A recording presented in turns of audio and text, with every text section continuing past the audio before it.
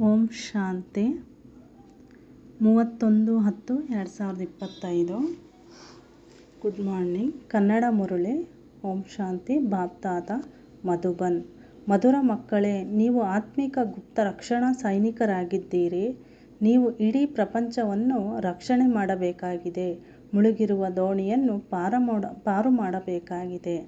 ಪ್ರಶ್ನೆ: ಸಂಗಮ ಯುಗದಲ್ಲಿ ತಂದೆಯು ಯಾವ ವಿಶ್ವವಿದ್ಯಾಲಯವನ್ನು ತೆರೆಯುತ್ತಾರೆ? ಅದು ಇಡೀ ಕಲ್ಪದಲ್ಲಿಯೇ ಇರುವುದಿಲ್ಲ. ಉತ್ತರ: ರಾಜ್ಯ ಪದವಿಯನ್ನು ಪ್ರಾಪ್ತಿ ಮಾಡಿಕೊಳ್ಳುವುದಕ್ಕಾಗಿ ಓದುವ ಈಶ್ವರೀಯ ವಿಶ್ವವಿದ್ಯಾಲಯ ಅಥವಾ ಕಾಲೇಜನ್ನು ಸಂಗಮದಲ್ಲಿಯೇ ತಂದೆಯು ತೆರೆಯುತ್ತಾರೆ. ಇಂತಹ ವಿಶ್ವವಿದ್ಯಾಲಯವು ಇಡೀ ಕಲ್ಪದಲ್ಲಿಯೇ ಇಲ್ಲ. ಈ ವಿಶ್ವವಿದ್ಯಾಲಯದಲ್ಲಿ ವಿದ್ಯೆಯನ್ನು ಓದಿ ನೀವು ಡಬಲ್ ಕಿರೀಟಧಾರಿ ರಾಜಾದಿ ರಾಜರಾಗುತ್ತೀರಿ. ಓಂ ಶಾಂತಿ. ಮಧುರಾತಿ ಮಧುರ ಆತ್ಮಿಕ ಮಕ್ಕಳೊಂದಿಗೆ ಮೊಟ್ಟ ಮೊದಲಿಗೆ ತಂದೆಯು ಕೇಳುತ್ತಾರೆ, ಇಲ್ಲಿ ಬಂದು ಕುಳಿತುಕೊಂಡಾಗ ತಮ್ಮನ್ನು ಆತ್ಮನೆಂದು ತಿಳಿದು ತಂದೆಯನ್ನು ನೆನಪು ಮಾಡುತ್ತೀರಾ? ಏಕೆಂದರೆ ಇಲ್ಲಿ ನಿಮಗೆ ಯಾವುದೇ ಉದ್ಯೋಗ, ವ್ಯವಹಾರ, ಮಿತ್ರ ಸಂಬಂಧಿ ಮೊದಲಾದವರು ಯಾರೂ ಇರುವುದಿಲ್ಲ.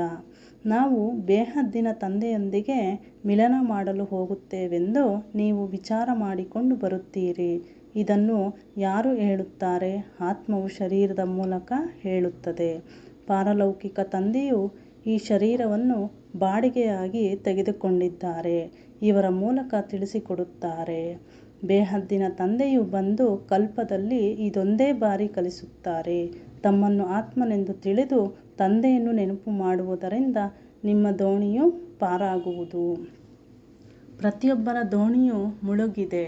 ಯಾರೆಷ್ಟು ಪುರುಷಾರ್ಥ ಮಾಡುವರೋ ಅಷ್ಟು ದೋಣಿಯು ಪಾರಾಗುವುದು. ಹೇ ಅಂಬಿಗನೇ, ನನ್ನ ದೋಣಿಯನ್ನು ಪಾರು ಮಾಡು ಎಂದು ಹಾಡುತ್ತಾರಲ್ಲವೇ? ವಾಸ್ತವದಲ್ಲಿ ಪ್ರತಿಯೊಬ್ಬರೂ ತಮ್ಮ ದೋಣಿಯಿಂದ ಪಾರಾಗಬೇಕಾಗಿದೆ. ಹೇಗೆ ಈಜುವುದನ್ನು ಕಲಿಸುತ್ತಾರೋ ನಂತರ ಕಲಿತ ಮೇಲೆ ತಾವೇ ಈಜುತ್ತಾ ಹೋಗುತ್ತಾರೆ. ಅವೆಲ್ಲವೂ ಸ್ಥೂಲ ಮಾತುಗಳು. ಇವು ಆತ್ಮಿಕ ಮಾತುಗಳಾಗಿವೆ. ನೀವು ತಿಳಿದುಕೊಂಡಿದ್ದೀರಿ, ಆತ್ಮವು ಈಗ ಕಂದಕದಲ್ಲಿ ಸಿಕ್ಕಿಹಾಕಿಕೊಂಡಿದೆ. ಇದರ ಮೇಲೆ ಜಿಂಕೆಯ ಉದಾಹರಣೆಯನ್ನೂ ಕೊಡುತ್ತಾರೆ. ನೀರೆಂದು ತಿಳಿದು ಹೋದಾಗ ಅದು ಕೇವಲ ಕೆಸರಾಗಿರುತ್ತದೆ. ಅದರಲ್ಲಿ ಹೋಗಿ ಸಿಕ್ಕಿಹಾಕಿಕೊಳ್ಳುವುದೇ ಕೆಲವೊಮ್ಮೆ ಹಡಗುಗಳು, ವಾಹನಗಳು ಇತ್ಯಾದಿ.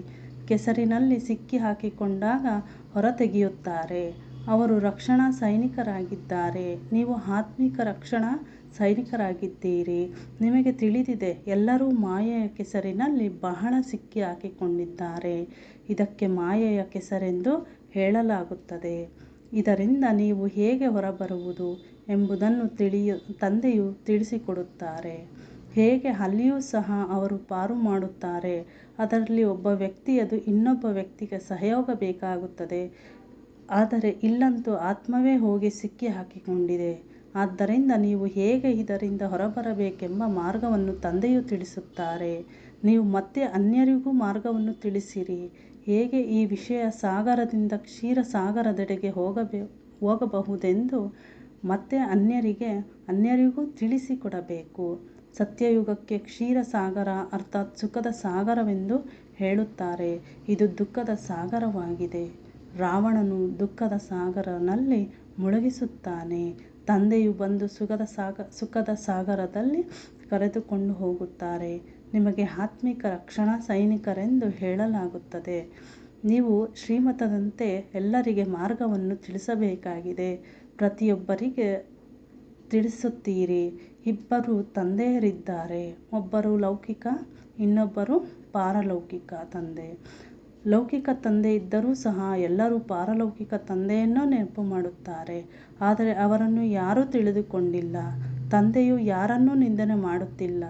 ಆದರೆ ಡ್ರಾಮಾದ ರಹಸ್ಯವನ್ನು ತಿಳಿಸುತ್ತಾರೆ. ಈ ಸಮಯದಲ್ಲಿ ಎಲ್ಲ ಮನುಷ್ಯಾತ್ಮರು ಪಂಚವಿಕಾರಗಳೆಂಬ ಕೆಸರಿನಲ್ಲಿ ಸಿಕ್ಕಿಹಾಕಿಕೊಂಡು ಅಸುರಿ ಸಂಪ್ರದಾಯದವರಾಗಿದ್ದಾರೆ ಎಂಬ ಮಾತನ್ನೂ ಸಹ ಮಕ್ಕಳಿಗೆ ಅರ್ಥ ಮಾಡಿಸುವುದಕ್ಕಾಗಿ ಹೇಳುತ್ತಾರೆ. ದೈವಿ ಸಂಪ್ರದಾಯದವರಿಗೆ ಅಸುರಿ ಸಂಪ್ರದಾಯದವರು ನಮಸ್ಕರಿಸುತ್ತಾರೆ. ಏಕೆಂದರೆ ಅವರು ಸಂಪೂರ್ಣ ನಿರ್ವಿಕಾರಿಗಳಾಗಿದ್ದಾರೆ. ಸನ್ಯಾಸಿಗಳಿಗೆ ನಮಸ್ಕರಿಸುತ್ತಾರೆ. ಏಕೆಂದರೆ ಅವರು ಗೃಹಸ್ಥವನ್ನು ಬಿಟ್ಟು ಹೋಗುತ್ತಾರೆ, ಪವಿತ್ರರಾಗುತ್ತಾರೆ. ಆದರೆ ಈ ಸನ್ಯಾಸಿಗಳು ಮತ್ತು ದೇವತೆಗಳಲ್ಲಿ ರಾತ್ರಿ ಹಗಲಿನ ವ್ಯತ್ಯಾಸವಿದೆ. ದೇವತೆಗಳ ಜನ್ಮವು ಯೋಗ ಬಲದಿಂದ ಆಗುತ್ತದೆ. ಈ ಮಾತುಗಳನ್ನು ಯಾರೂ ತಿಳಿದುಕೊಂಡಿಲ್ಲ. ಈಶ್ವರನ ಗತಿಮತವು ಭಿನ್ನವಾಗಿದೆ. ಈಶ್ವರನ ಮಹಿಮೆಯನ್ನು ತಿಳಿದುಕೊಳ್ಳಲು ಸಾಧ್ಯವಿಲ್ಲವೆಂದು ಎಲ್ಲರೂ ಹೇಳುತ್ತಾರೆ. ಕೇವಲ ಈಶ್ವರ ಅಥವಾ ಭಗವಂತನೆಂದು ಹೇಳಿದರೆ ಅಷ್ಟು ಪ್ರೀತಿಯು ಮೂಡುವುದಿಲ್ಲ. ಎಲ್ಲದಕ್ಕಿಂತ ಒಳ್ಳೆಯ ಶಬ್ದವು ಬಾಬಾ ಎಂಬುದಾಗಿದೆ. ಮನುಷ್ಯರು ಬೇಹದ್ದಿನ ತಂದೆಯನ್ನು ಅರಿತಿಲ್ಲ, ಆದ್ದರಿಂದ ಅನಾಥರಾಗಿದ್ದಾರೆ. ಧಾರಣೆಗಾಗಿ ಮುಖ್ಯ ಸಾರ. ಫಸ್ಟ್ ಪಾಯಿಂಟ್ ಆಗಿದೆ, ಆತ್ಮಿಕ ರಕ್ಷಣಾ ಸೈನಿಕರಾಗಿ ಸ್ವಯಂ ಹಾಗೂ ಸರ್ವರಿಗೆ ಸರಿಯಾದ ಮಾರ್ಗವನ್ನು ತಿಳಿಸಬೇಕಾಗಿದೆ. ಇಡೀ ಪ್ರಪಂಚವನ್ನು ವಿಷಯ ಸಾಗರದಿಂದ ಪಾರು ಮಾಡಲು ತಂದೆಗೆ ಸಂಪೂರ್ಣ ಸಹಯೋಗಿಗಳಾಗಬೇಕಾಗಿದೆ. ಸೆಕೆಂಡ್ ಪಾಯಿಂಟ್ ಆಗಿದೆ,